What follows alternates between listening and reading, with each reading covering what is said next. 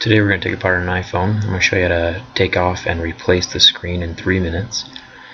To start off with, you grab your little star screwdriver, and there's 2 screws right next to the charging port. So unscrew each of those. It's the same size of screwdriver that you would have used with your iPhone 4 or 4S.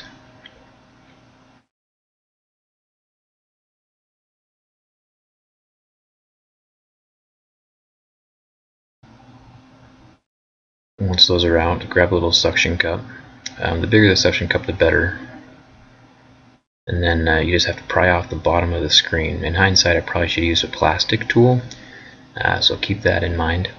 There's ribbon cables up along the top, so be very careful when you're pulling it away, because if you damage those ribbon cables, especially on your new screen, then you'll have some problems.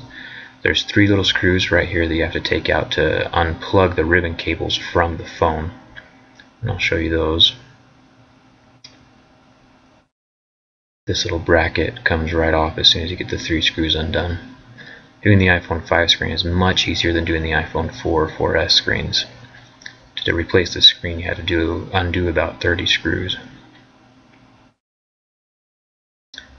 Little bracket just slid right off, and then as far as the flex cables go, you just pop them off with a flat tool. They're just like little snaps, kind of like Legos. So there's 2 of them right there, and then the 3rd one's underneath. And that releases the screen. So get rid of your old screen and put your new screen on. Just grabbing each little flex cable, just like you would with a Lego, and just placing them down into place and snapping them in. Once I got them all placed down, I just used my finger to just give them one little more push just to make sure they're all connected.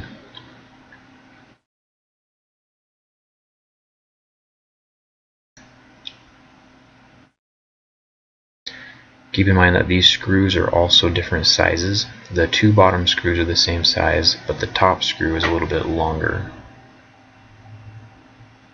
I'm going to speed this up a little bit just because the screws were hard to get into place.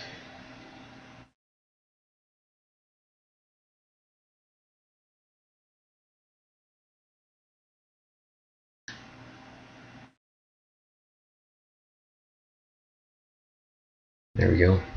When you're putting the top back on, make sure you slide the top in first, and then you can take the phone down the sides and clip it all into place.